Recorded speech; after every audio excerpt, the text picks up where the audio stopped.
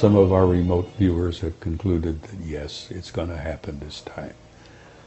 That we and it will be on the same side of the sun at the same time. And if the remote viewer, and they're getting their information from ETs, from sources within the US government that tell me that yes, they are deeply concerned about it, and they're worried sick about it, and they don't know what to do about it. What could the government or anyone else tell you? What could they say to you? Would they tell you that grab your hat, dig a hole, hang on? He says, oh, it seems to be a rather nice planet, and we know about it, and all we need to do is name it. And then bless his heart, you know, he'd never had a heart problem, but within a year he was dead with a heart attack. Incredible race of humans, does have a future, and it is in the stars. Mm-hmm. And we are going out there to reclaim our rightful place. It's kind of amusing considering that the last time we met, I told you it was to be my last interview. And here I am again, and you know, how can I explain that?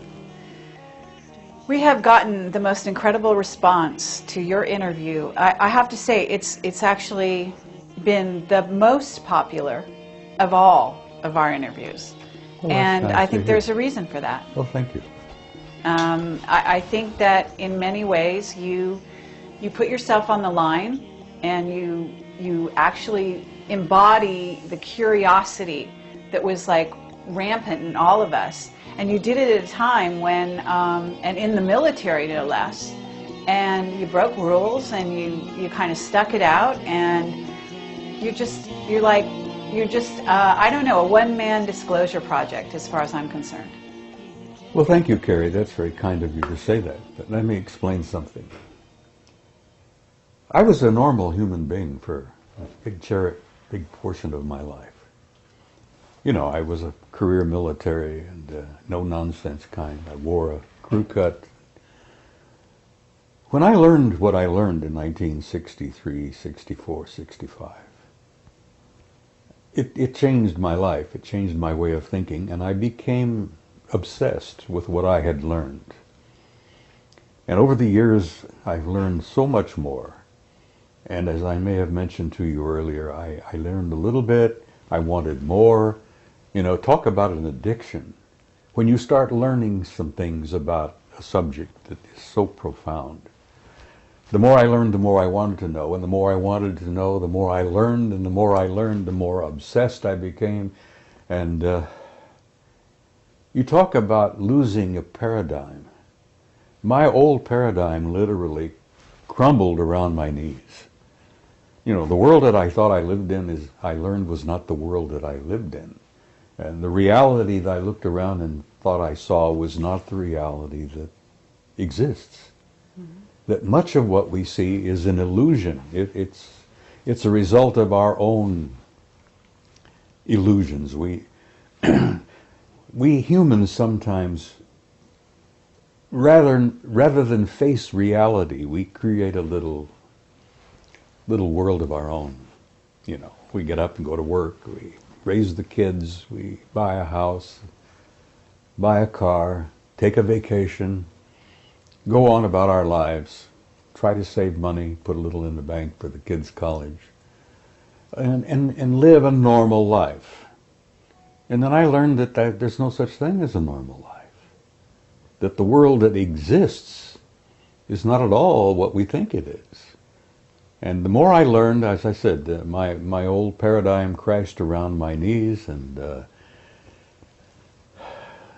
I'm sitting here in front of you as a human wreck, you might say, you know, as to what I used to be. Because I lived in a world that was kind of cut and dried. Oh, you know, do this, do that, you pay your bills. It's not that way at all. Well, let's cut to the chase here, because you have come forward, actually you contacted us, I'm going to say, and said, you've got something new to say. You've got something new to tell the people. And I know you're going to be speaking at the Bay Area conference, and this is amazing.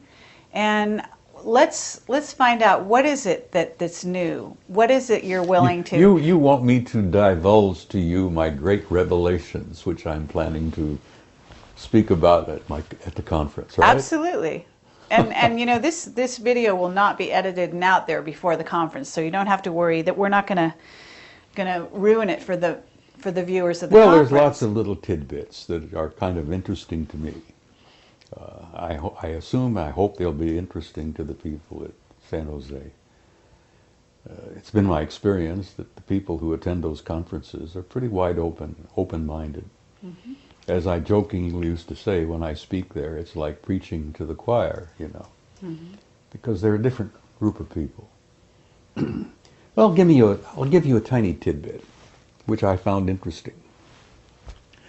As you perhaps have understood, I have been a member of what we used to jokingly call the Old Boys Network. I've been a member of it for over 40 years. And when we created this group, it was made up of military types primarily, all ranks, all services. And we even had a couple of cosmonauts who were connected with this, mm-hmm. who were providing information. Well, over the years, the old boys have shared information with each other, because we've had a variety of assignments and jobs in the military. We had a couple of admirals, we had a general, we had 2 cosmonauts, we have innumerable colonels and command sergeant majors and people from all walks everywhere who provided information we used to share with each other. And some of us have been in very sensitive positions and had access to very highly classified material. And we've been very open about sharing that with others, which kind of kept us going for a long, long time. There aren't a hell of a lot of us left. The last time originally there was roughly about 150 members of this group. Mm-hmm. And today there's probably not more than a dozen left. We lost a good one, you know. Graham Bethune died here about a year ago. And Graham was a retired Navy commander who was a dear man, who had some very sensitive information he used to share with others. But as I point out, we shared among ourselves. And then a few of us who came out blatantly, purposely, and started sharing what we had learned with the public.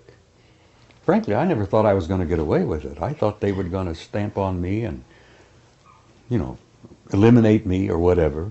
There was even rumors, for God's sake, that they were going to call me back to active duty and court-martial me. You know, well, I'm going to be 80 at my next birthday, so I don't think they want to call me back to active duty.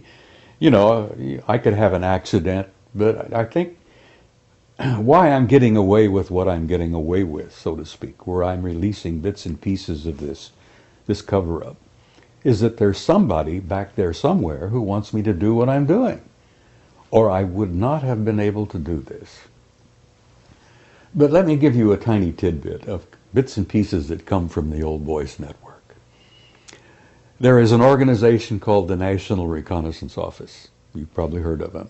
Absolutely. A very super secret group. I mean, super secret group among super secret groups. God, we've got so damn many groups now. As I used to jokingly say, when poor old Ike left office, he tried to tell us about the military-industrial complex.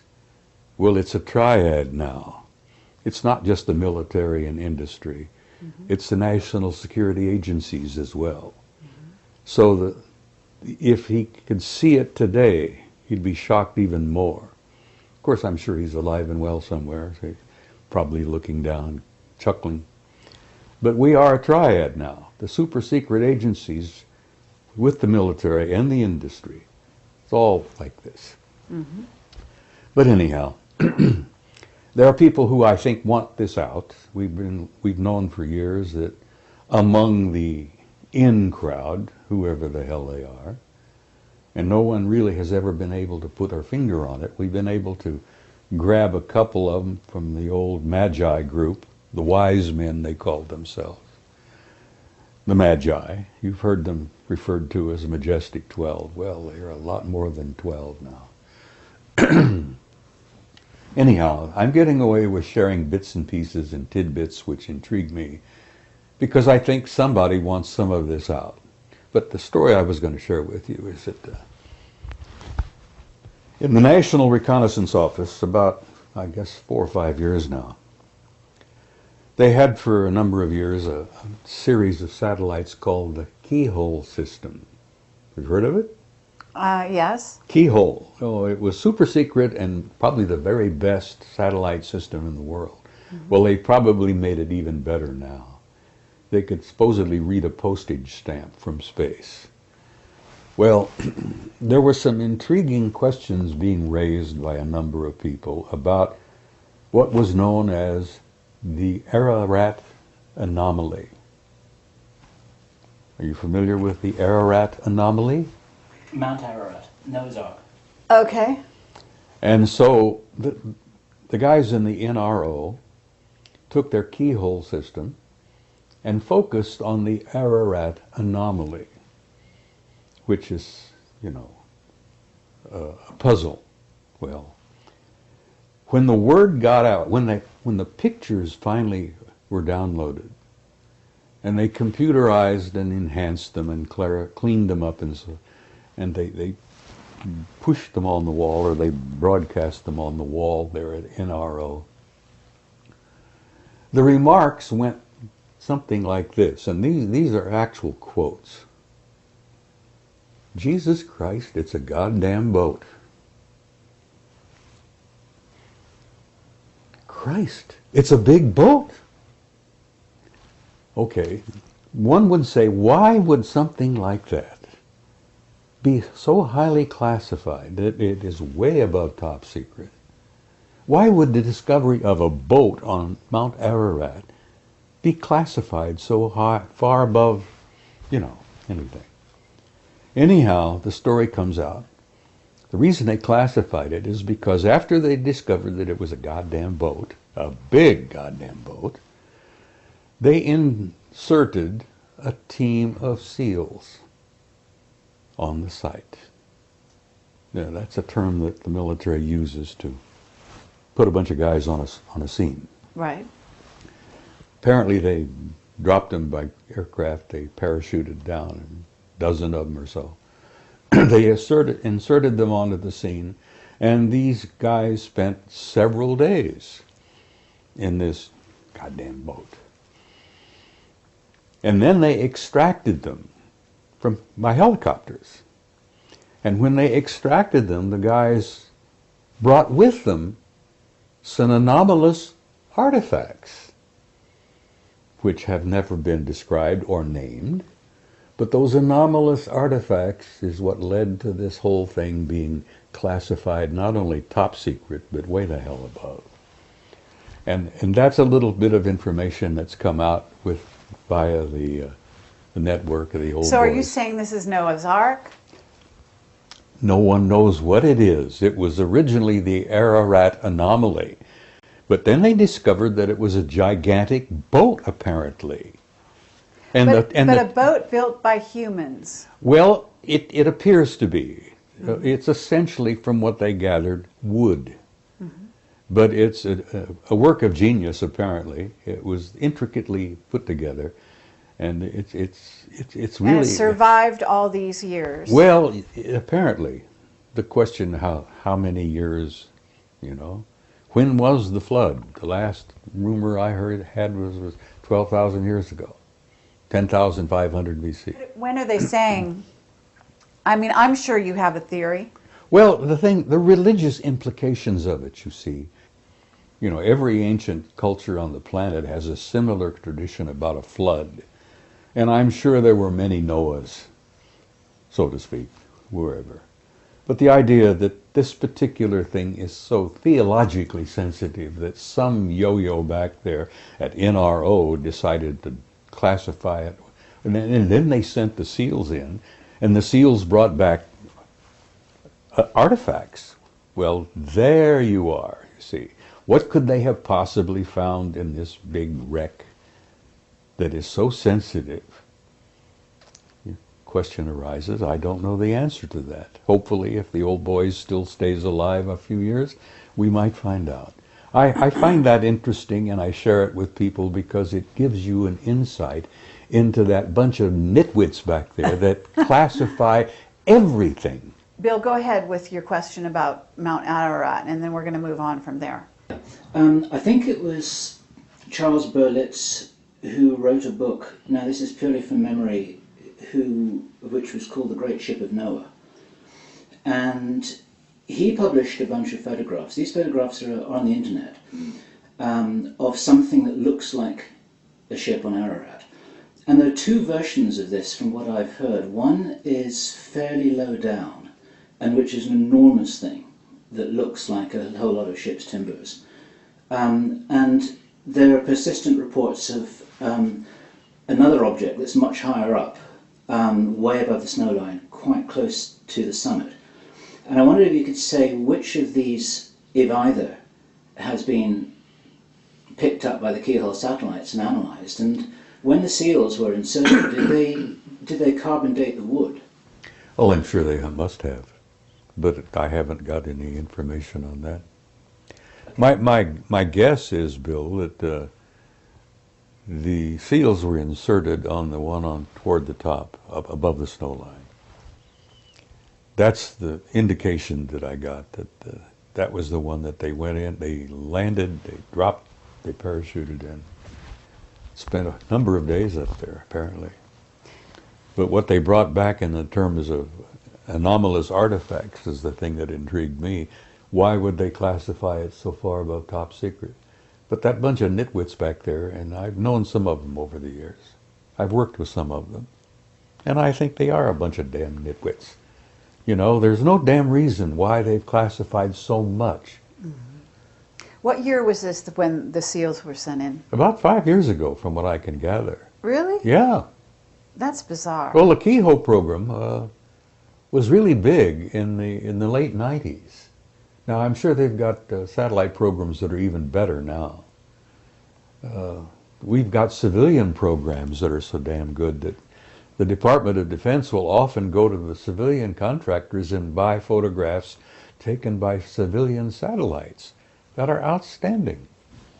So it leads you to suspect maybe how much better could be some of our DoD satellites. Right. You know, they have classified Lake Vostok. They took it away from JPL, who was monitoring it, and, you know, with satellites and all. You're familiar with Lake Vostok in Antarctica? No. Oh, no. Oh, God, that's a sensitive story in itself. Under the ice in Antarctica, there is a freshwater lake, deep, deep down under the ice. That's 100 miles long, about 50 miles wide. Fresh water. The temperature in the damn lake is about 65 degrees, which is pleasant swimming, you might say. But at the end of Lake Vostok is what's known as a gigantic mass con, a mass concentration of metal, very similar to the mass cons they discovered on the moon. Gigantic circular-shaped metallic objects deep under the ice at the end of Lake Vostok. Highly classified. JPL had it. National Security Agency took it away from JPL. It's one of the most sensitive things in the world now as to what is the anomaly at the end of the lake, the mass concentration that is so easily picked up by satellites. Another top secret, you know? Mm-hmm. The common folk, you're not supposed to know that. Right. Why? Well, you can't handle it, you see. The implications of it are just too vast. Well, tell me this. Do the Chinese know it? Oh, I'm sure they do. As you may know, the Chinese now have gone into space in a big way. It never gets into the newspaper, but the last I heard, the Chinese have a satellite orbiting the moon, taking lots of pictures. Mm-hmm. Well, I'm hoping that the Chinese publish a lot of those pictures, because our own NASA people took many, many pictures. The Army took thousands of pictures under the Clementine Project. Are you familiar with Clementine? I've heard of it. It was not a NASA program, it was an Army program, Department of Defense. They took thousands of pictures. They've only released a dozen or so. They took pictures all around the moon, backside, bottom, top, everywhere. Well, are you in touch with Richard Hoagland? I know Richard. He's a good friend. Okay. So you know some of his recent research? Ah, well, I read his recent book, which is dynamite. Uh-huh.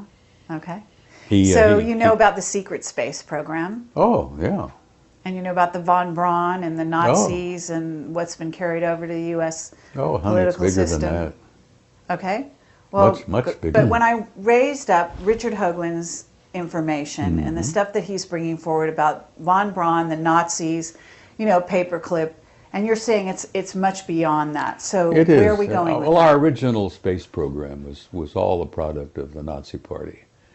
Without von Braun and his crew and the paperclip program, I don't think we would have gotten to the moon when we did. Or we certainly wouldn't have beaten the Russians. Of course, the Russians grabbed their crowd. They also went into Germany and grabbed a bunch of scientists. And then the Russians have a tremendous scientific program of their own. You know, they didn't need Nazi scientists. They would have eventually done it on their own anyhow. But one of the biggest secrets of all is the secret space program, the fact that NASA is, it's like Blue Book used to be. I think it's a public relations front. Right. Yeah. Blue Book never handled the real good stuff. And everybody knew that, except the common folk out there, who were diddled regularly and never told the truth about anything.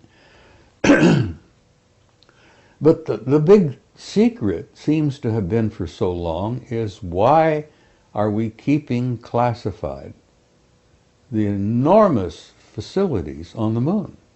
And they're not ours. Whose are they? Well, that's a good question. I can tell you flatly who they are. Okay. You familiar with the term Anunnaki? Absolutely. All right, well, you really have to understand Zecharia Sitchin's work to really grasp where we stand today in relationship with this group of intelligences, and I'm not speaking of one, there are several. The last I heard, there were 4 different groups we were relating with. The Anunnaki are one, and there are others. Okay, this is very interesting. Can you describe the Anunnaki that first of all, have you had exposure to them face to face? Me? Yeah. Yes, I've met some face to face. Okay. Now, whether they were the Anunnaki, I don't know. Okay, well... The ones I've run face to face were typically human. Typically human. I mean, they could put on a suit, tie, a dress, blue jeans, T-shirt, Okay. walk in our midst, and you would never know. And they weren't 9 feet tall or higher? No, the ones I've met and the ones I've seen aboard the ships are not that big at all. They're just like us. Uh-huh. So we're dealing with 4 different groups that I've concluded, my own personal view. Okay. Yeah, you might talk to Jim Sparks and he might tell you there are 8 or 10 or a dozen more. You know, I don't know.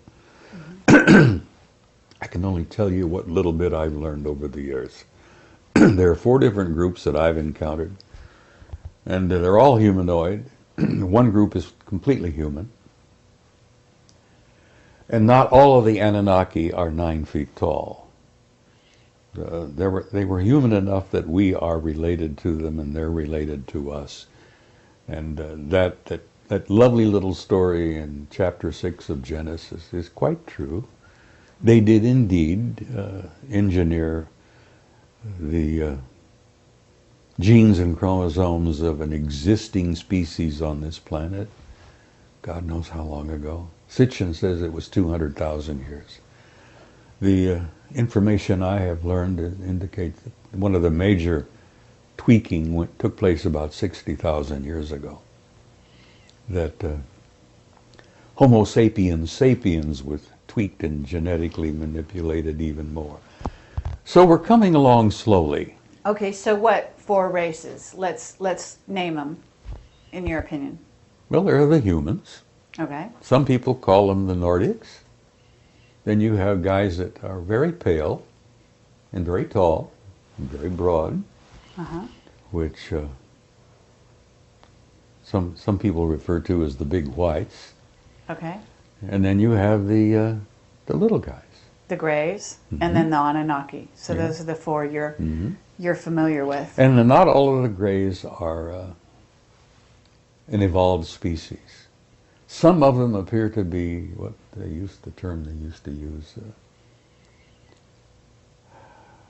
They were an artificial life form. Androids. Yeah, they were humanoid androids, but they were constructed.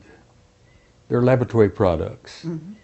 And they often wondered why, in cases of crashes, where there were survivors, that some of them didn't come back and try to retrieve.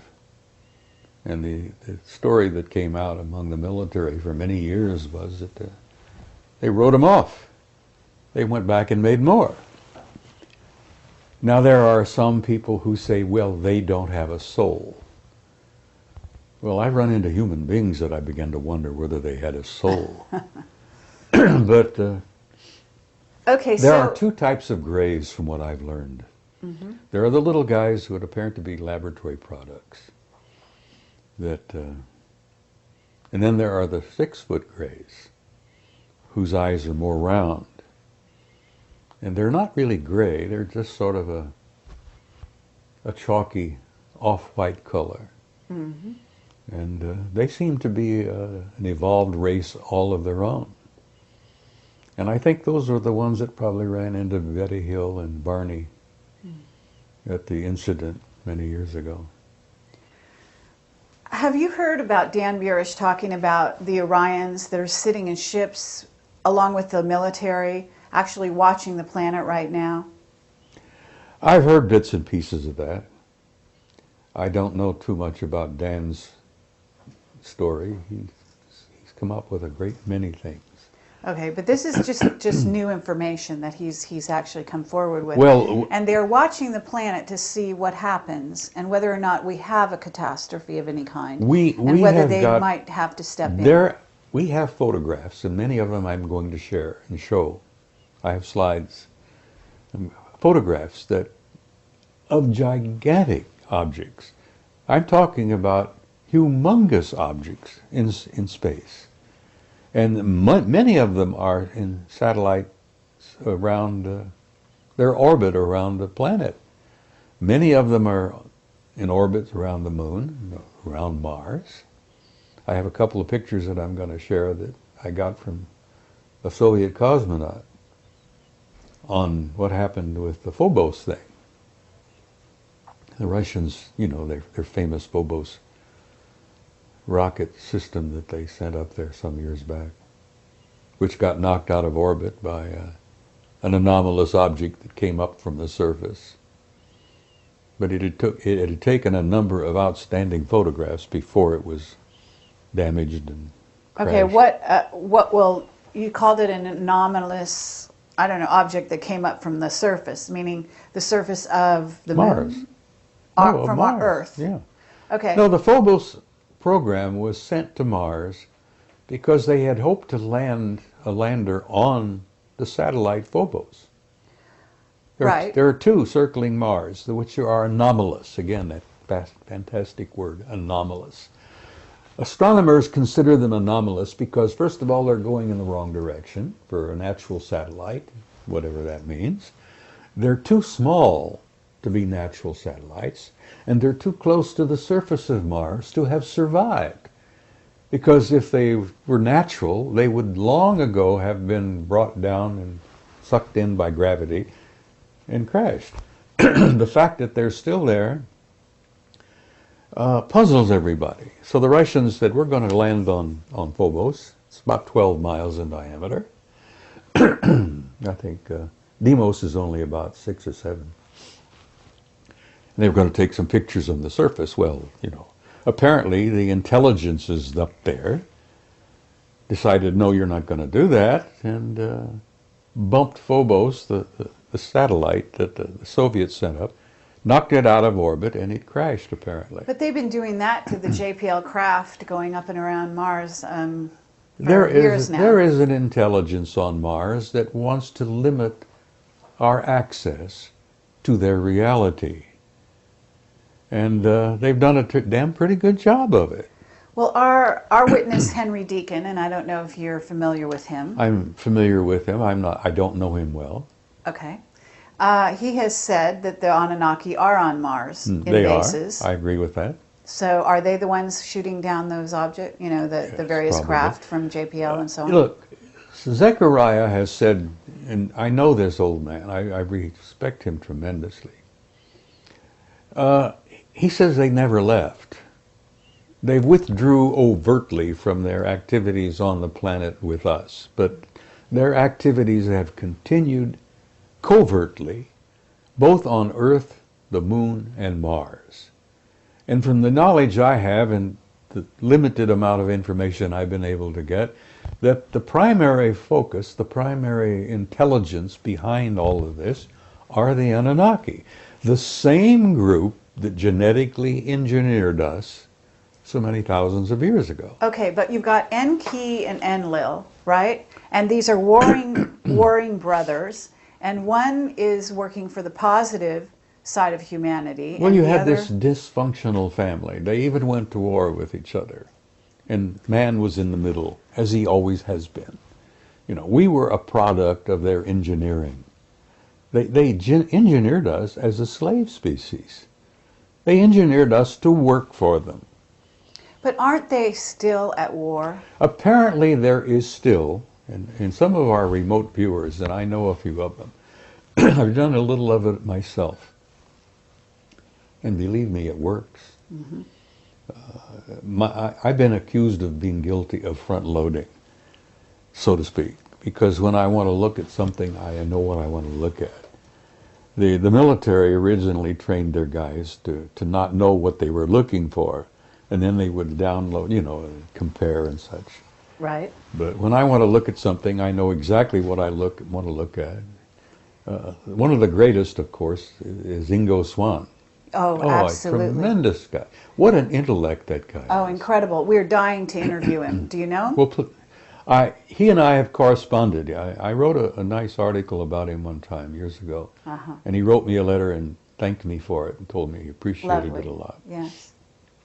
But he is a rare man. He's a rare intellect. Yes. Not only is he probably the best remote viewer we've ever had, perhaps other than Pat Price, Right. that Ingo's come up with stuff on the moon. That you have to read his book, Actually, I have. Penetration. Yes. It's dynamite. And it's hard to get a hold of. I Yeah, well, understand. it should be reissued because it'd sell like hotcakes. Absolutely. I spoke about it on Coast to Coast a couple of times with Art Bell.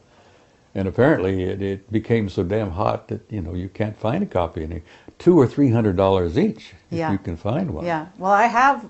I don't know if I still have it, but I had one. Yeah, well, hold on to it. It's gold. Uh-huh. But Ingo is gold himself. Okay, but let's kind of like move back to the question, because I want to get sort of drill down to this answer. So they're still at war. They still have a difference of opinion about us. Now, whether Enlil and Enki, he goes by two names, Okay. whether they still are alive or not, Right. with the genetic geniuses that they have been, that they are, they can genetically manipulate, you know, they ingeniously genetically manipulated their own chromosomes, DNA, till they literally have become practically immortal. Now, I wouldn't be a bit surprised that Enki and Enlil may still be alive. Mm-hmm. Maybe they're running around with a cane like I do, and grunting and groaning. You know, they got the great grandkids doing the running, and I don't know that, and I'm sure that no one else does. But apparently the factions are still divided. And the one side wants to use us, as they always did, and the other side wants to give us the opportunity to be our own species, to chart our own future, and to call, to determine our own lives. And there apparently has this been difference of opinion going on. So when we get back to the national security state and the state of the U.S. right here and now, I mean, you're an ex-military. I hardly want to call you ex because I think you're in some ways probably still consulted here and there. We're about to go to war with Iran. What's your perspective on this? We're not? No, we're not. Okay. And that's my opinion, for whatever it's worth. Sure. I have a half penny in my pocket that I don't believe that we're going to have a nuclear war, because I don't think the custodians will allow it. Right. The planet is too valuable, it's too rich a reservoir of life. Not only the humans here on this planet, but all the other creatures. This planet is an absolute cornucopia of beautiful, beautiful forms of life. And not only that, but the the fauna and the what's the other term? Flora. The flora. Uh-huh. The flora is infinite almost. Yeah. No, the planet's too valuable. Okay. They've got a lot invested in planet Earth, and they're not about to let it go to a nuclear war because they have the power to see that it does not happen. And I want to tell you something else. You've heard this old rumor about the Prime Directive? Mm-hmm. Bullshit. It doesn't exist. Right. Okay. They have been interfering here, breaking the so-called Prime Directive over the centuries, so thousands of times. They have been interfering, according to our historical records, back to ancient Greece. They probably had a hand in that damn dust-up at Troy. Mm-hmm. They took sides. There were even rumors in Homer's reports that the gods themselves came down and took sides and played in the game. To them, it's a game. Right. Well, the Bhagavad Gita, if you're familiar with it, I mean, filled we with go it. in. The Vedas are filled with it, you see. Absolutely. Richard Thompson is a genius. He's written a book about it. Oh. Alien Identities, it's called. Okay, I'll take a look. Read it if you get a chance. I'd love Richard to. Thompson. Okay, now I'm going to change gears. He worked with Cremo on there. Oh, really? Yeah, they were jointly wrote that book on the hidden history of the human race. Oh, okay. Cremo and Thompson wrote that. Well, Richard wrote a book of his own called Alien Identities, and it's filled with Vedic facts, which you would enjoy. Yes. But the history's pretty clear. They've intervened over the centuries, again and again and again, wherever it seemed appropriate to their benefit on their behalf. And they've gotten in our wars. They've messed around in that whole mess. Okay, but what about Planet X? Oh, it's a reality. Yeah? Yeah. So what are they going to do about that? Well, apparently they are concerned about, you know the story.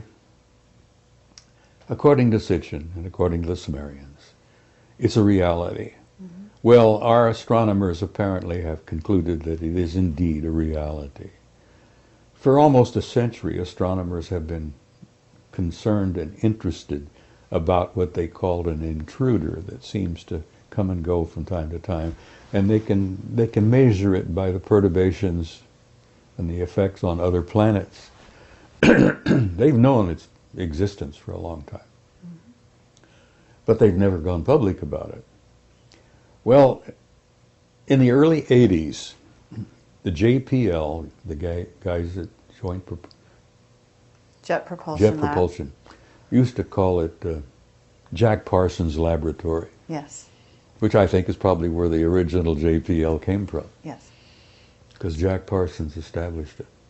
Anyhow, they sent out a couple of Pioneers satellites back in '82 just to try to determine if there was some truth to it. Mm-hmm. And the Pioneers apparently came back with data which said not only yes, but hell yes.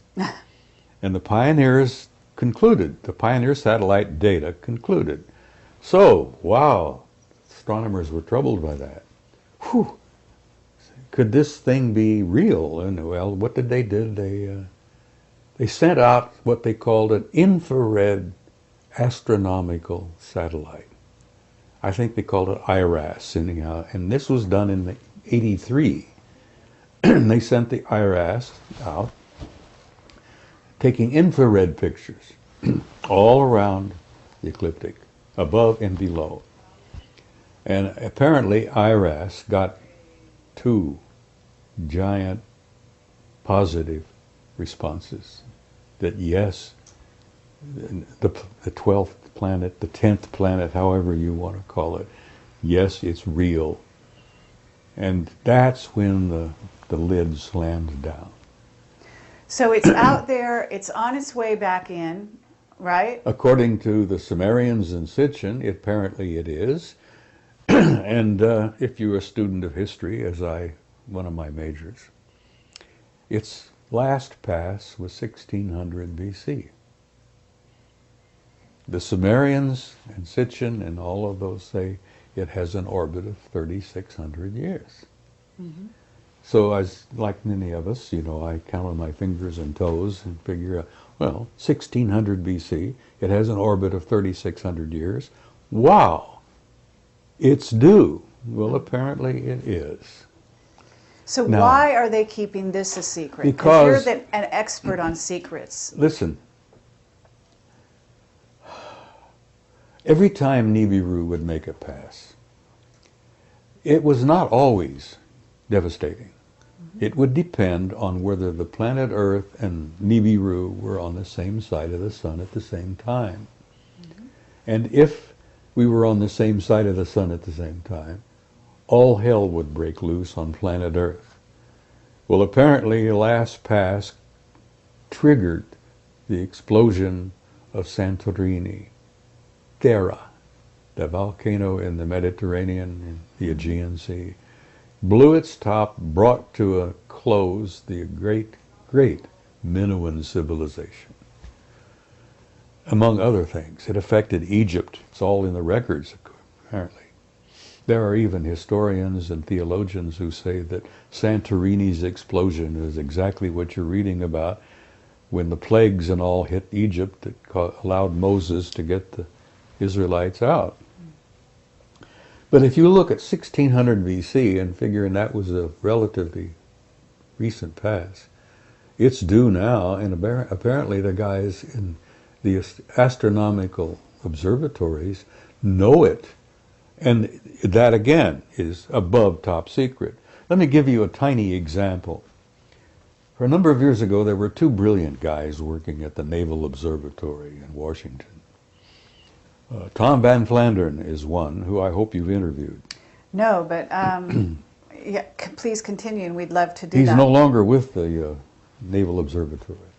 The other one was the chief astronomer at the observatory, a brilliant man by the name of Robert Harrington. Right. And Harrington gave an interview to Zecharia Sitchin a number of years ago. I think it was 91 or so. Mm-hmm. Where he came right out and said, Dr. Sitchin, we are interested in this because it ties in perfectly with the work you've done on the Sumerians and the ancient planet Nibiru. He said, we found it, it's real, we have photographs of it, and he says from what we can put together, it's a rather nice planet. It's about 2.5 times the size of the Earth. Apparently it's heading toward the system, the center of the system. We've concluded about everything about it except that we haven't named it. And Zecharia spoke up and he says, it's already been named. He says, you simply call it Nibiru, as the Sumerians called it, the planet of the crossing. Mm-hmm. Well, Mrs. Sitchin and I were in agreement. I miss her. She died about a year ago. Mm. She was convinced that Robert Harrington had died because somebody bumped him off, because he had the courage to come out and give Zecharia this interview. I don't know whether you've seen it or not. It's on tape. No, I haven't seen it, but we interviewed Lucas Scantamburlo about this subject, and he's also talked about Robert Harrington. Yeah, well, Harrington gave the interview to Zechariah, and it's on a video called Are We Alone? And I think you can pick it up at the conference here next week. Okay. I have a copy, and I sent a copy to Neil Freer, who's a man you should interview. Okay, well, we're in touch with Neil. He's a very interesting guy. Oh, he's brilliant. He's a brilliant guy. He's brilliant. He just recently came out and admitted that he's had an intimate interrelationship with extraterrestrial intelligence since he was a child. Well, he's always talking about the Anunnaki. I do know this. Well, he wrote a book called Breaking the God Spell. And he has supported Zechariah's work for years. I have a question, Bobby, if I may, about the provenance of this information, in the sense that Zechariah Sitchin's work is very well documented, and a lot of people watching this video will be very familiar with his books and with all the intelligent commentary about that. Are you saying that you have additional information based on your contacts within the Old Boys Network, or are you doing a neat presentation of... Many of my conclusions are my own, you know, and they, in many respects, correlate perfectly with Sitchin's work, which is, you know, Neil has told me, he says, you know, Zechariah really should get the Nobel Prize. But I don't know what they would grant it to him in what field. But he's such an outstanding scholar in what he's done, and the Earth Chronicles is what he calls all of his work. What, I think there's 7 or 8 of them now. I have 2 questions. One's a minor one to do with celestial mechanics. And it's just something that I've never understood, and I've heard this question from many other people as well. That if Nibiru comes from the outer reaches of the solar system, it's going to be an icy rock, which isn't going to be the kind of place that any beings could live on or would want to live on. And researcher Andy Lloyd, who you probably have heard about, has theorized that what they're seeing in the photographs that you referred to as an orange object is actually a brown dwarf, with the possibility of Nibiru being one of its moons, if you like. And there's a lot of debate about how to apply what Sitchin seems to have been saying to the real practicalities of life on an icy rock out in the orbit of Pluto. And I wondered if you knew or had anything to say about that. No, it's not an icy rock. And yes, when it makes its long journey out and back, it gets so far away from the sun that the sun is probably no more than a little tiny prick of light, a little tiny pinpoint. And if you would think that it would be naturally icy cold. No, apparently the planet, like many planets in the system here, generate its own heat. It has in its core a generating heat system very much like our own. We have a system within the core of this planet that has been described as a thermonuclear reaction, very similar to the sun. Now, most of the life and all of the bounty and all of the beauty of life on this planet comes from our going around this beautiful sun. But I don't think Nibiru is an icy rock. No, I think, first of all, that it probably generates enough of its own heat, and I think they probably did indeed create for themselves, with the advanced technology that they have, a kind of a Dyson sphere. Are you familiar with that? Mm-hmm. You know what brilliant British astronomer, I think, Freeman Dyson, said some years ago, that an incredibly advanced technology will have the ability to enclose its planet and retain not only its heat, but its atmosphere. And I suspect that the Anunnaki have done that to Nibiru, and they probably did it, good enough, hundreds of thousands, maybe 1 million years ago.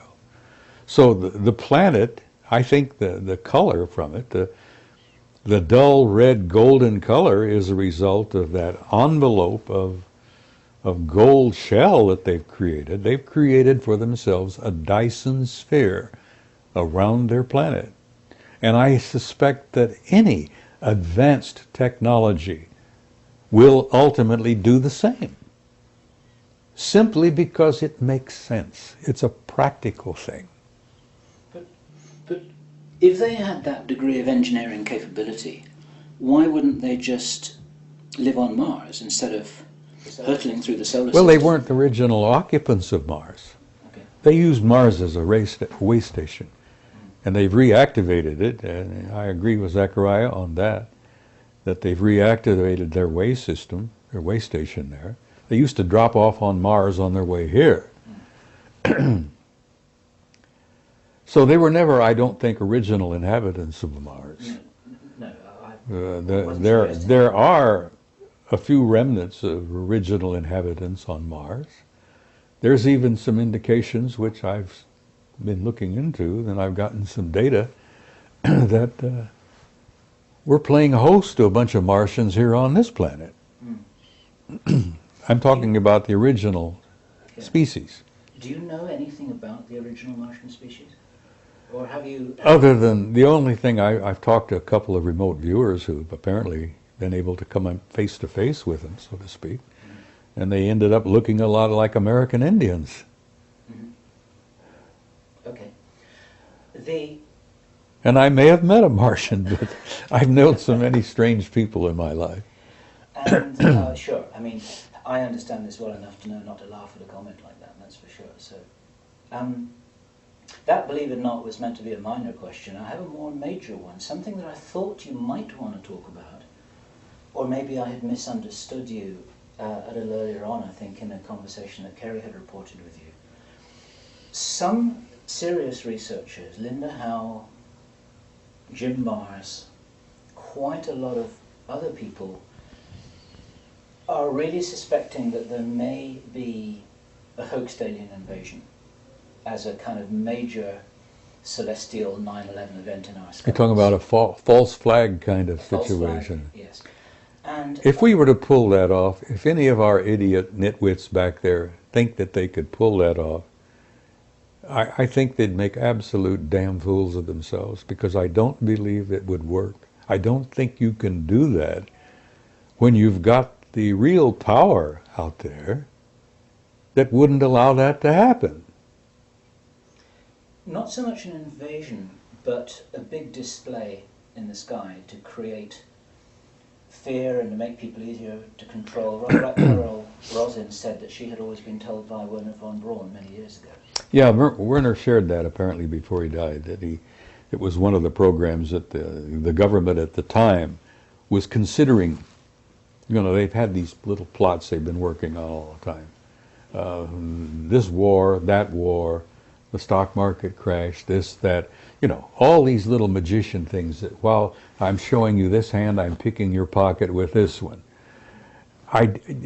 They may have had that in mind at that time, but I don't think they're thinking of it seriously now, because I think that our so-called powers that be, which is a joke, are in such close relationship and collusion with the real power that it would never work, that they would never allow it.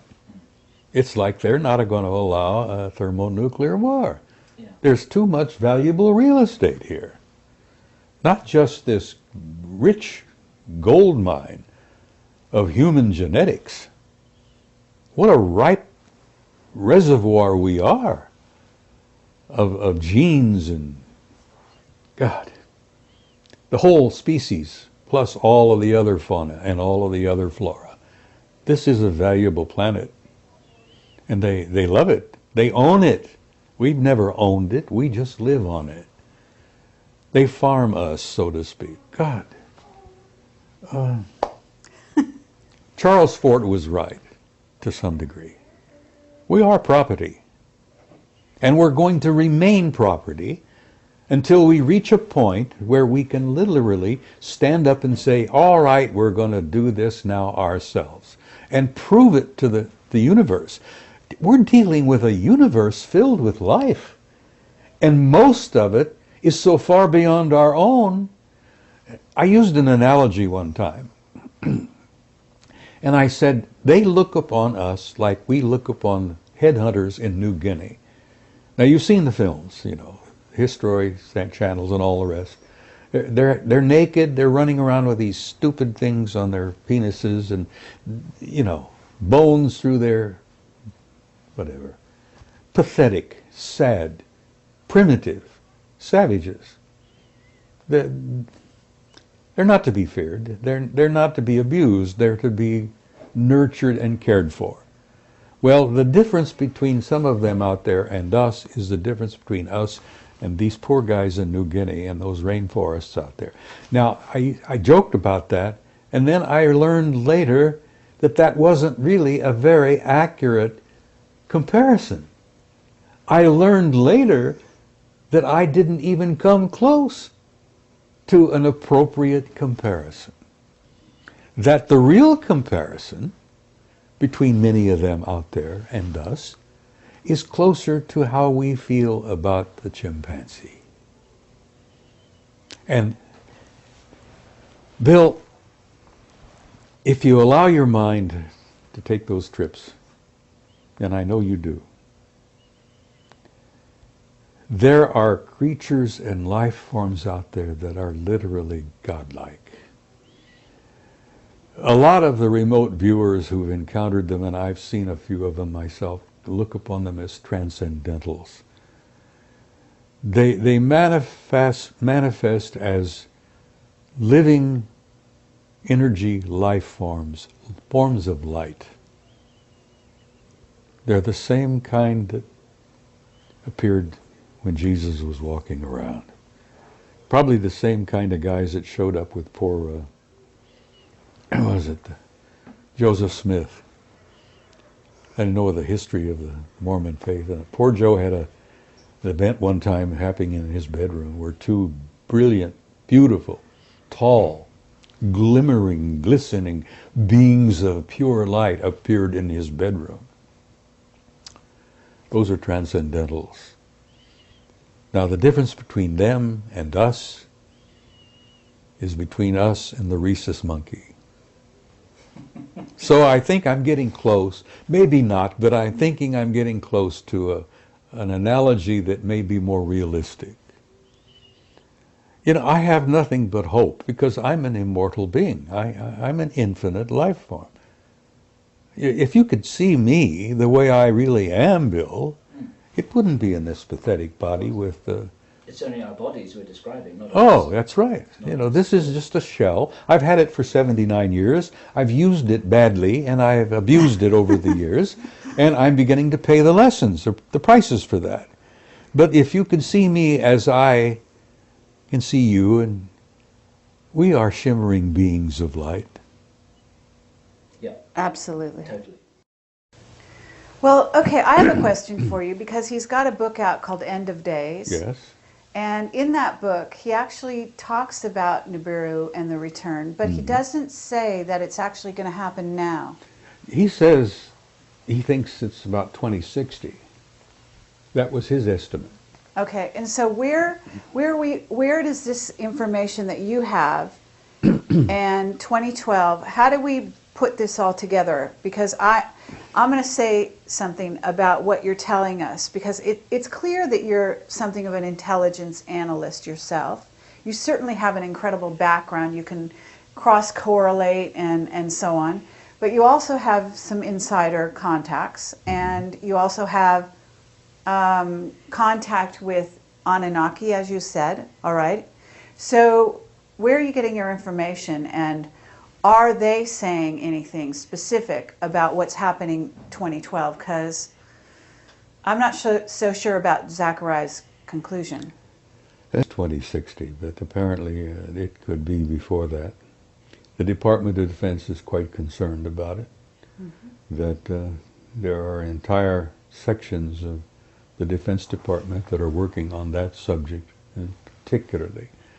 The big question is, are we and it going to be on the same side of the sun at the same time? And some of our remote viewers have concluded that yes, it's going to happen this time. That we and it will be on the same side of the sun at the same time. And if the remote viewer, and they're getting their information from ETs, and much of my information from this same source. And yes, we're in for some bad times. And we're talking about while we're still here on the planet, because I don't know that we'd be alive during 2016. Well, I don't know whether I'll still be here or not. You know, I'll be 80 in March, and you know, I've got a ticket out of here. Right. I've got it stamped. I've got it paid. But I'm 9 years beyond my warranty as it is. No, but I think you're going to live quite a while. So what? Okay, so we've got this interesting thing going on, and we have a huge crackdown on anything to do with Planet X. It's been made the laughing stock. It's an amazing thing. Really. Oh, the ridicule is. I mean, I think it supersedes even the ET ridicule. Oh, it does. It does. I think it's been so strong, and it actually has come, I would say, from the Vatican. Mm-hmm. So what are they so afraid of, number one? And number two, have you heard the theory that basically what has to happen is a protective shield is going to be put around the Earth such that this time it's actually not going to have the impact that it has in the past? I've heard that rumor in passing. And the technology exists to do that. Mm-hmm. What I have a suspicion is that much of what will transpire will be allowed to transpire. The Earth is not going to be destroyed, and the human race is not going to come to an end. But it is going to be a difficult period of time when it begins, and let me tell you, it has already begun. The reaction from the sun is a clear response to the presence of this other body. Now, this other body has already been photographed by telescopes in southern Chile and in New Zealand. I had asked Marcia to dig into her files. I had an article from a good friend who publishes a magazine in Rome. And Adriano, I don't know whether you know about Adriano Forgione, brilliant young man. Yes. Anyhow, he has connections with the Vatican. He has good friends who are Jesuit priests and astronomers. And the Vatican is concerned about it. Anyhow, Adriano sent me an article including 2 photographs that have been taken of Nibiru already. Taken by primarily, I think, this observatory in Chile. But they've taken pictures at an observatory in New Zealand as well. So it's close enough now that optical telescopes have pictures of it. And they're studying it carefully to try to determine, what is it they call it, the celestial mechanics of how everything moves. Well, if our remote viewers are correct, and the ETs have given us some rundown on it, it's going to be a difficult passing. Because we and it are going to be on the same side of the sun at the same time, and that means all hell's going to break loose. Now, they have the technology. We're talking about not only Anunnaki.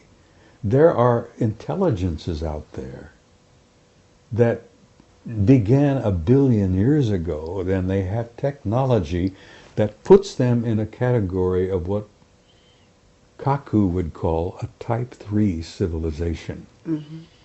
So that a Type 3 civilization has the technology to mitigate the passing of Nibiru.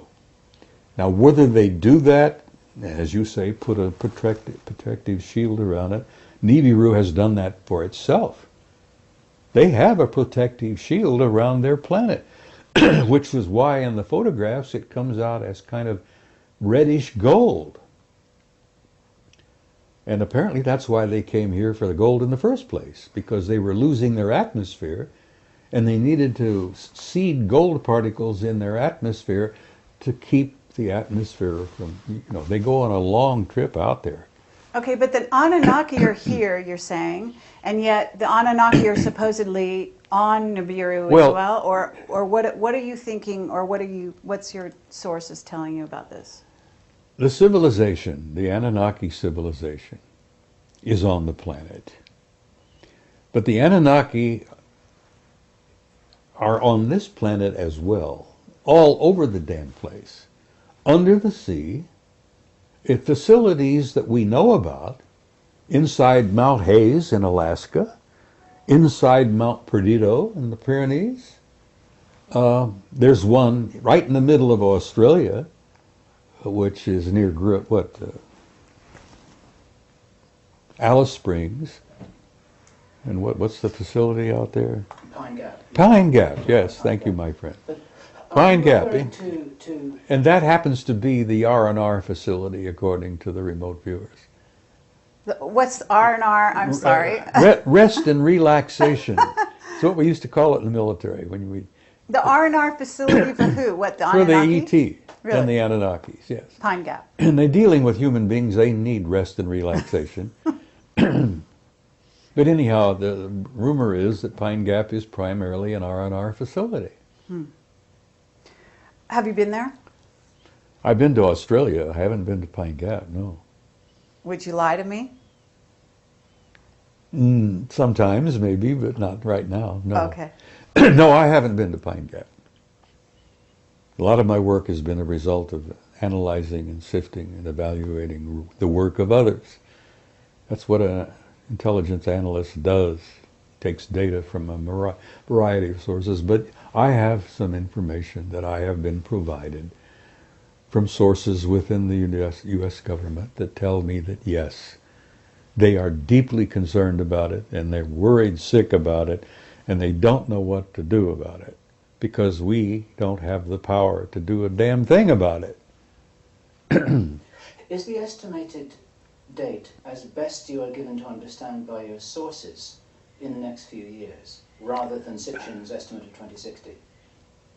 Well, let me tell you something about, you're talking about 2012? I'm talking, well, there are some serious Planet X researchers who say that we'll see the thing next year, and the thing's going to start. I think you may see it next year, but I don't think you're going to have the hell breaking loose until maybe about 2020. You're going to have a build-up of factors. It's not going to happen all of a sudden, just like that. You're not going to go out the front door and all hell's breaking loose. You're going to see a series of events taking place involving our geologic structures. You're going to have increased volcanic activity. You're going to have increased sunspot activity. We're at a low right now. Mm-hmm. But you're going to see tremendous sunspot activity. You're going to see tremendous geologic activity. The ring of fire will probably erupt. Now, these are all going to be clues that all hell is coming, You're going to have storms. The cyclones have been getting worse, and the hurricanes have been getting worse. You're going to be having hurricanes showing up in places that they really haven't troubled us for a long, long time.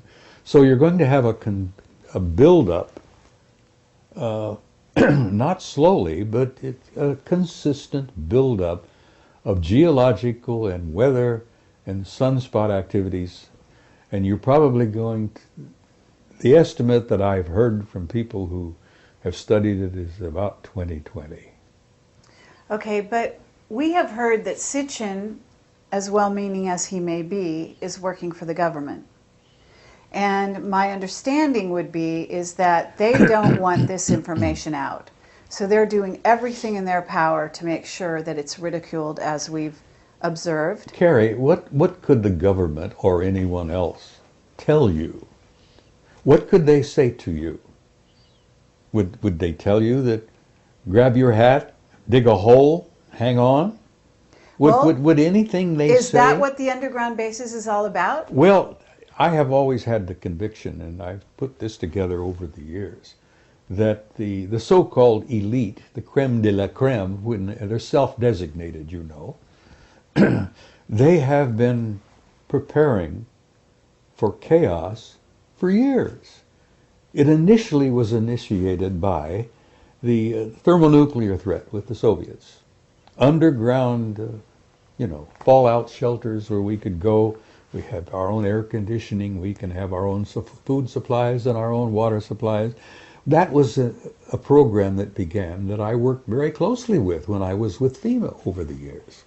I've been in underground facilities you wouldn't believe. Mm-hmm. And there are facilities everywhere that are not known. I mean, there's a big facility right under Fort Huachuca here in Arizona. I mean, a massive one. Never come out. I'm telling it now, but, there's a deep, massive underground facility under Fort Huachuca. They're all over the place. And I went to a Department of Energy school at Camp Mercury in Nevada. That was the first time I visited Site 51. I may have shared that with you. Mm-hmm. Anyhow, I went to school in 79. Department of Energy school on radioactive emergency disaster response. Anyhow. So you went into the underground base at 51? No, I talked to the guys who built some of them. I also took a bus ride over the pass from Camp Mercury, which is the atomic test facility there. I went into Site 51, Groom Lake, from the rear. And it was no big thing, just a tremendous facility there. Most of it was underground. And the hangars... So, okay, first they reacted to the Soviet threat and all that, and the nuclear It'll build war. up slowly, and it's already subtly begun. And they don't want to talk about it. No one wants to share it. I mean, look, for God's sake, the lid they've kept on the reality of ET activity on the moon and Mars. Mm-hmm.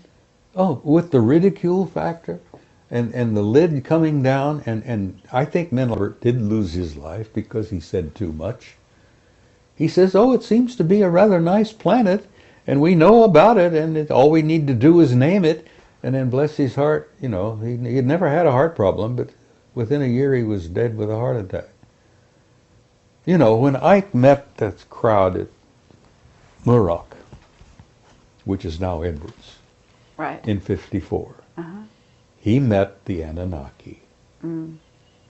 Poor Ike, not long after that, had a heart attack. It was more than he was able to deal with. The shock of that reality took a toll on him. And that's one of the reasons why the Brookings report reached the conclusion it did. You can't tell those poor folks out there all this.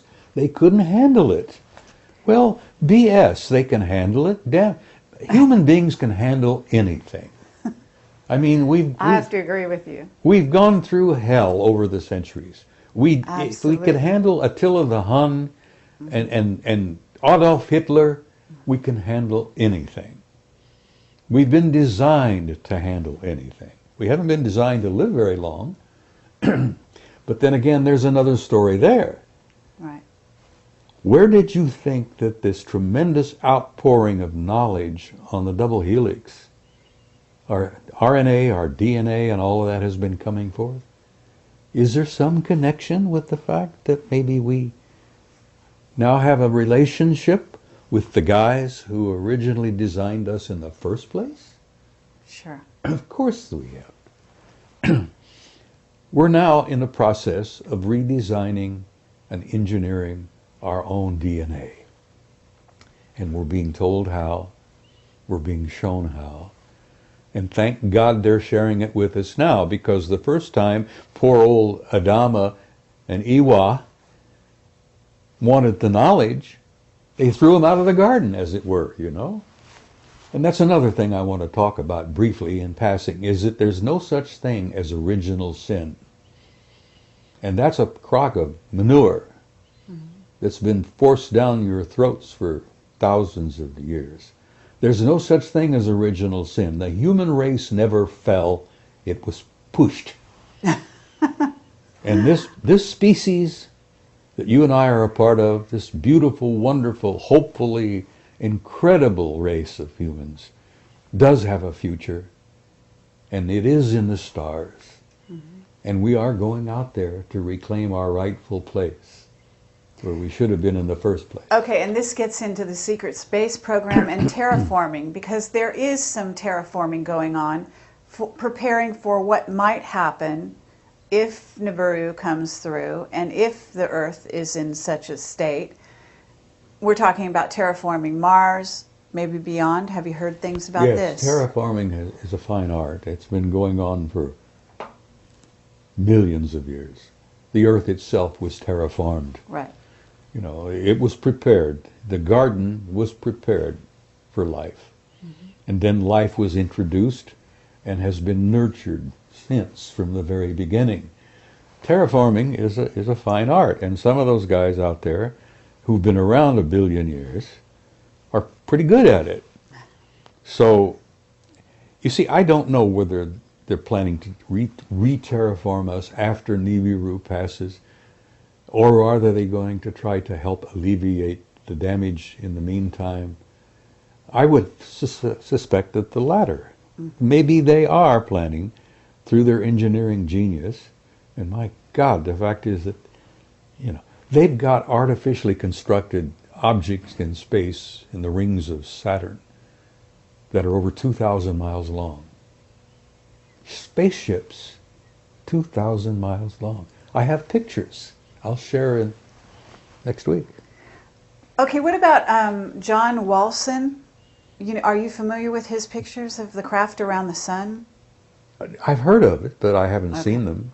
Just wondering. We've got objects. I have photographs taken by Apollo 13 of alien ships 5 miles long, and I'm showing those over in San Jose. Wonderful. Now, those were taken by our own astronauts. Now, you get the guys on Apollo 13, and they're all, from what I understand, all three still alive.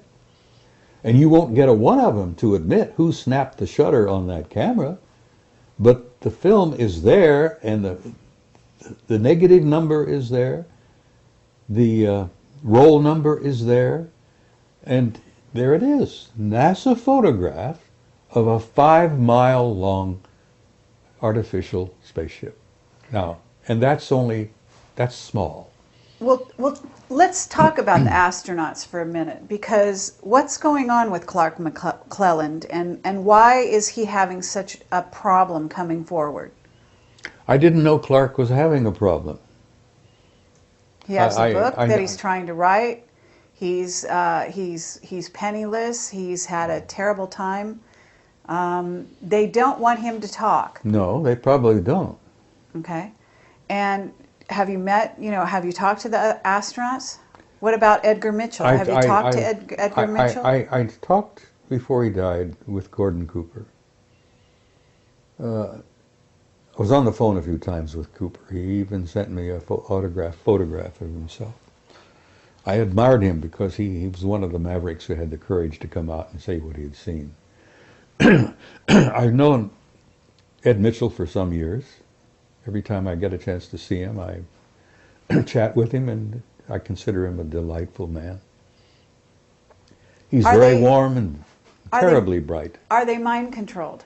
To some degree. Have their minds been wiped? Cooper never was. Okay. They never got to Gordon. And I don't think they got to Neil Armstrong either.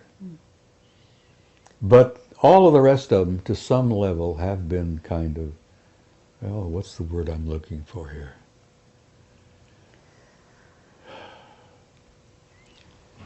They have been conditioned not to speak. And in some cases, they may have been hypnotically affected to not remember. Dark mission, Hoagland says, and the evidence is pretty clear, that they hypnotically debriefed, is what they call it.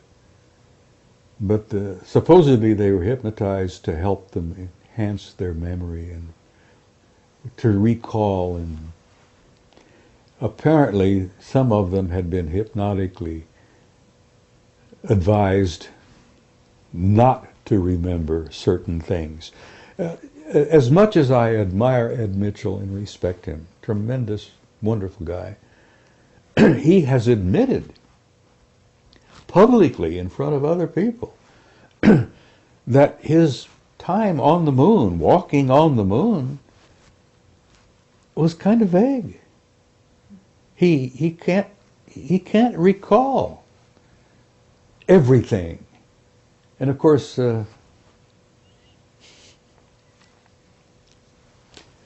that's sad. I don't think they ever got to Neil Armstrong. Because when he got back, he left the program, said, "To hell with it, I'm out of here." He went back to Cincinnati and started teaching math at the university there. And Armstrong hasn't said 5 words publicly since. Uh-huh. And then you have a case of Aldrin. Now, Aldrin has had experiences where he has been with friends, and the subject would come up, and Buzz would start to cry, or he would get nauseated. One time, and Hoagland touches upon this, I think, chapter 10 in the book, where Aldrin was in conversation with a few people and with his wife, having a few drinks, and it's just kind of relaxed. And somebody asked him a blunt, straight to the point question, and he had to run out and throw up. He got sick. Now this to me is a result, and I've studied it enough over the years to know that sounds to me like hypnotic suggestion. Mm-hmm. He has been hypnotically conditioned not to remember or to not even discuss it. And if he gets nauseated, and in one instance with a bunch of old friends, old flyboy types, he ended up starting to cry. Now this breaks my heart, because Aldrin is a good man. He was one of our better men to be selected for that program. Mm-hmm. You know the story, and this is common knowledge. They got back from Apollo 11. They put Aldrin in a sanitarium for about 6 weeks. He was suffering from alcoholism. Do you believe that? Do you believe one of our best and bravest, one of the finest, who in the Apollo program suffered from alcoholism? Nonsense. You know, that apparently it was the programming to be reinforced. Now, why would a grown man with his background break down and cry like a baby, or end up getting nauseous and barf on the subject?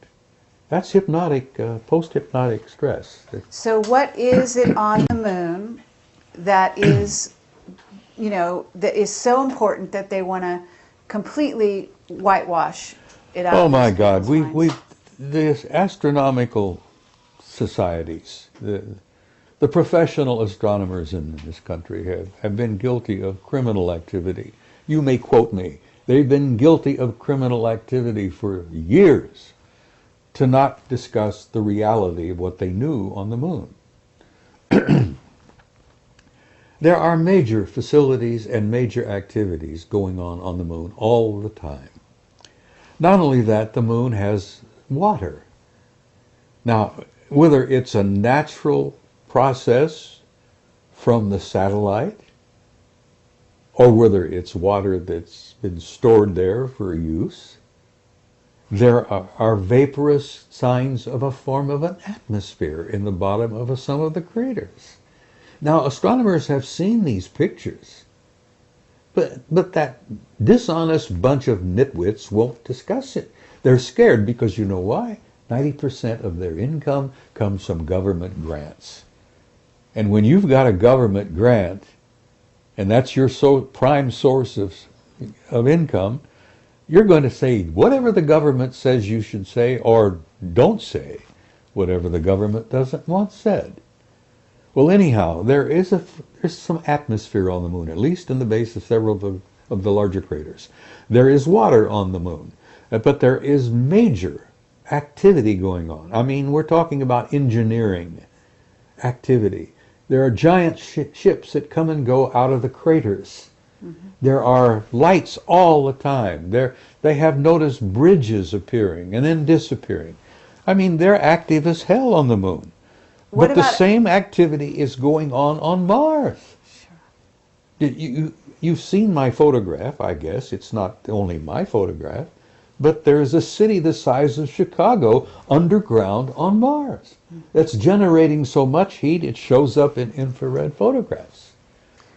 Are you in touch with John Lear?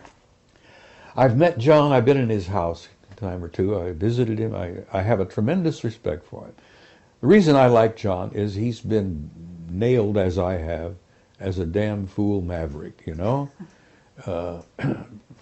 So, I mean, this is his pet, project. The establishment has tried to ridicule John Lear, and you can't ridicule John Lear because he's got sources similar to some of my own that are beyond question.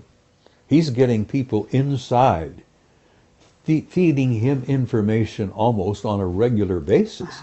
I get mine in bits and pieces when I go to conferences and when I meet people, but John gets it direct.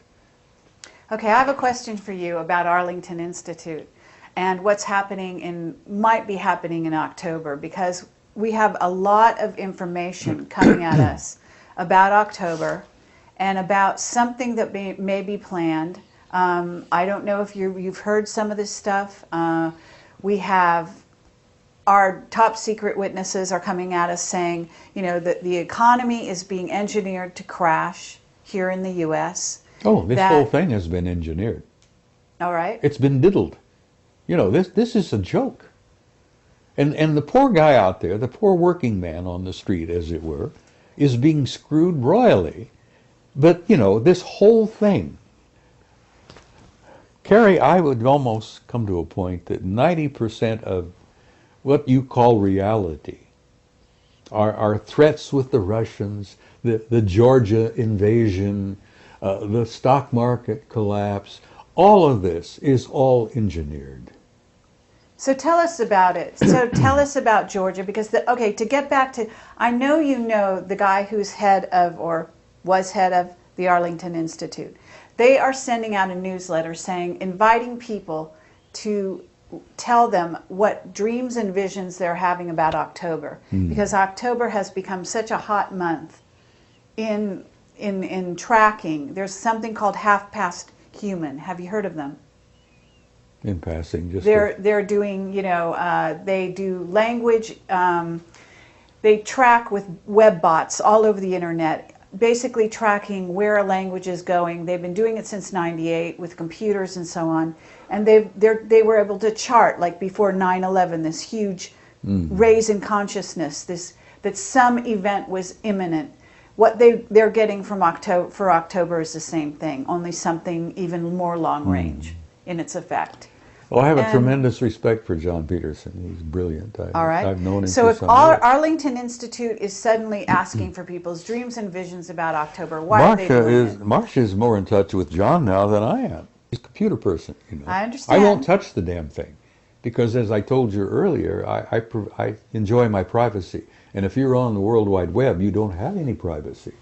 Okay, so anyhow, I agree with you there. So, okay, but you know him, and here I'm just basically, you're saying this thing is engineered. So what happened in Georgia? What do you know about it? Oh, it was all engineered. Okay, so the Russians, were tipped off? The president of Georgia did what he did just to lure the Russians in. Right. And he went in. The Russians could not have ignored him, for God's sake. He invaded one of their little, So what's the purpose behind it, though? We know what happened, but why?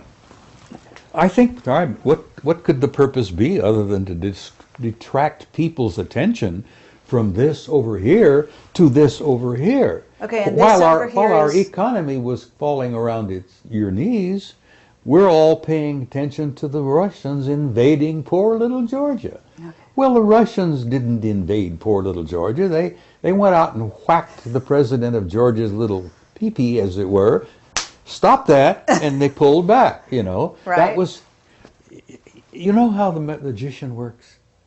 He gets you in front of his, he's Very got, good, and yes. he's doing this with this hand while he's picking your pocket with this one. That's right. And that's what the government is doing. And when I say government, it's not the government you think you got. Mm-hmm. It's not the, God, that's all a facade in itself. Mm-hmm. The government we've got is probably being totally run by the Anunnaki. Because there is a power beyond power that's pulling the strings. Right. They call them the Illuminati, but there are guys above the Illuminati that are really in power. Okay, but we're told the Vatican is behind a lot of it, and that, in other words, the Vatican is behind what's going on in the U.S., that there's a plan, and you've got the Anunnaki. This is not a positive plan, okay, to take down the U.S., Well, they think it is. Do you think it is? Their ultimate idea is, yes, a positive idea. Okay, what is it? A one-world government. Oh, right. Absolutely. Of course that's what they want. Right. And they're going to have it eventually. Absolutely. Now, you can have a positive one But the where growing government, pains, right? the growing pains that we go through before we get there, it's going to be pretty horrendous. Not only are we going to have to put up with this crap with Nibiru, which is a real thing, but this growing process that we're going through to end up eventually with a one-world government is going to be painful as hell. And there's going to be a lot of blood on the streets before it's over with. Sadly enough, that's in my opinion a fact, and that's being manipulated from a very high level. Okay, but we have white hats in the U.S. government that are actually trying to prevent this, are they not? We have some good men and good women who are well aware of what's taking place and what's transpiring, and they're trying to modify, ameliorate, is that the right word? To make this growth pain as painless as possible. They're trying to not have as much blood as it might take. Growth from adolescence as a species and as a society is somewhat like the painful growth of an adolescent kid, 13 years old, who's trying to grow up. Do you remember when you went through that? It was Sure. not fun time. Absolutely. So, okay, but let's get down to the nuts and bolts. The stock market is crashing. You need to invest in gold and silver The if you want stock to stay market alive. was rotten to its core. Absolutely. But are you telling people to leave, to go to South America? What's your advice? I'm telling people that you're in for some difficult times. And I say this in my presentations. I jokingly look at them and say, you're all doomed. There's not a one of you that's going to be around 100 years from now. You're doomed. So to hell with it. Enjoy the ride. No, I tell people who are interested in listening for whatever it is I have to say, that you're in for some difficult times. It's going to happen. There is no way to avoid it. We cannot go on as we were, because some of our systems were rotten to the core, and our banking system, the insurance programs, all of that, stock market, Wall Street, those guys were absolutely rotten. The housing industry? The housing industry, that was bound to fail. You talk about a bubble, it was bound to fail. It had to fail. Well, I'm glad it failed. Hope to hell that they learned something from it. Now, Okay, but are we talking about martial law in the United States? I mean, what are we talking here? you're talking about a time when you may have martial law. It's only one step away. You know that the authority has been given to the president to declare it. Right. Congress gave that authority to the president years ago. I've even lost track of how long it's been. But anyhow, all the president has to do, whoever he may be, and that doesn't matter much anymore either, because one nitwit is very much like the other. You have a national emergency, and it's declared. Right. Boom. Martial law. You declare a national emergency, which has not been declared yet, Right. but we're right on the edge of it, Right. and you're going to have martial law. Okay, and but you're we gonna- don't have an election, right? Well, you're thinking about an October surprise. I have no idea. I'm asking you. Well, I don't know about that. I'm not sure it'll happen in October. I suspect it may occur within the next year. But I don't know. I haven't had any dreams. My dreams have been pretty fascinating recently, but none of them have been terribly troubling. And I know this is all happening. It's going to take place. It's inevitable. It's been orchestrated. The Illuminati do exist. They are in power. They've been in power for years. They've been demonstrating that power ever since 1913, when they created the hell is it, this banking system? The Federal Reserve. Federal Reserve, yeah, which is a private corporation. We lost most of it in 47. I don't know whether you were aware of that, but that was a big year. National security became everything. It became the member of the triad. 47, we declared, we made the National Security Agency. We formed a pact with the Brits, the Australians, the Canadians, and New Zealanders. The Ukusa Pact, which most people don't even know exists.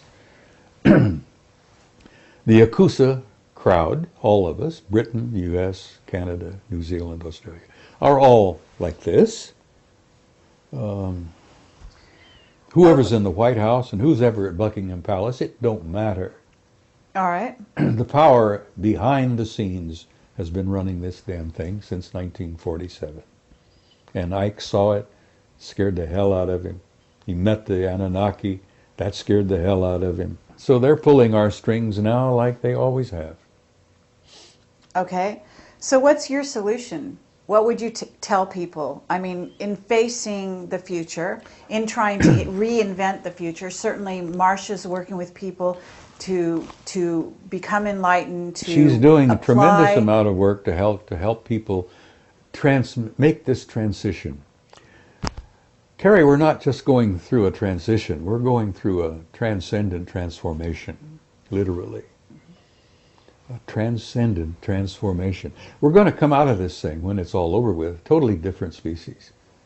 We're not going to be the same people we were in the past. And that's good. And it's going to hurt, and it's going to be painful. And I tell people, and I've said this repeatedly, don't get too uptight about it.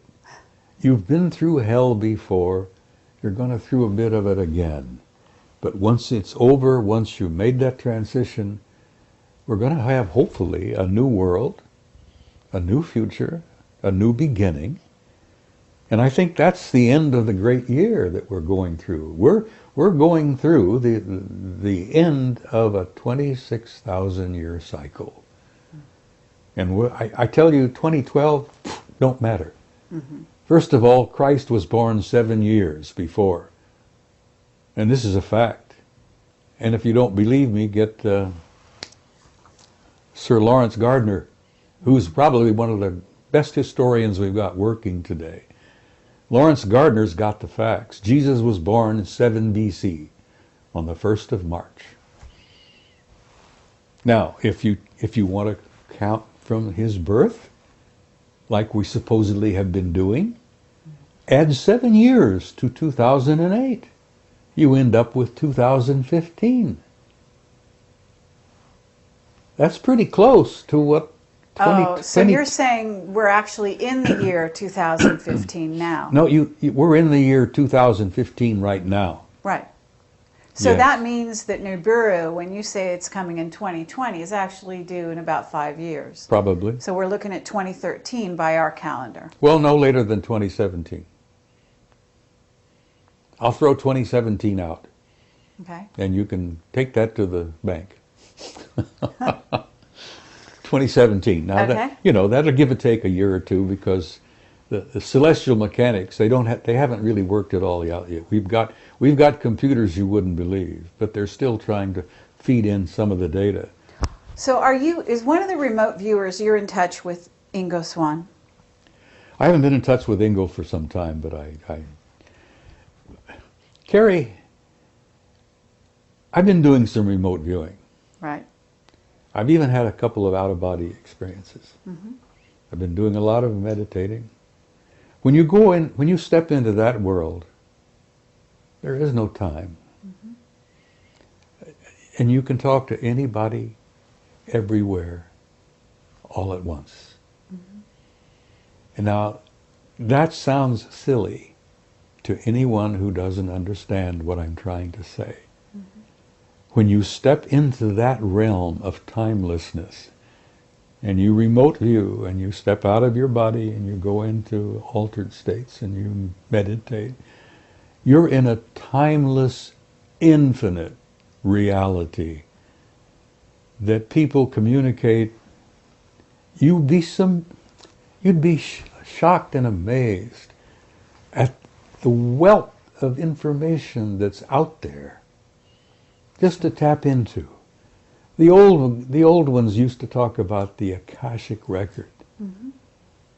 It's real. It's real. And it isn't just about the past, because, Carrie, there is no past. Nor is there a future. There's only an eternal now. And a physicist sitting here in this room would say balderdash, because they wouldn't grasp for a minute what I'm trying to talk about. But old Ingo would. Yeah, absolutely. Well, I've been some of those places myself that you're talking about. I knew it, you see. And so I have to say you're absolutely right. And it's incredible pleasure for us to hear this from yourself. And I would like to, at this time, just open the floor and say, is there anything that we haven't covered here that you would like to talk about? And then, of course, we would also like to invite Bill to ask you some questions. We've danced around on a whole bunch of things for the last hour. I enjoy it. I enjoy chatting with you two guys. You're pleasant people.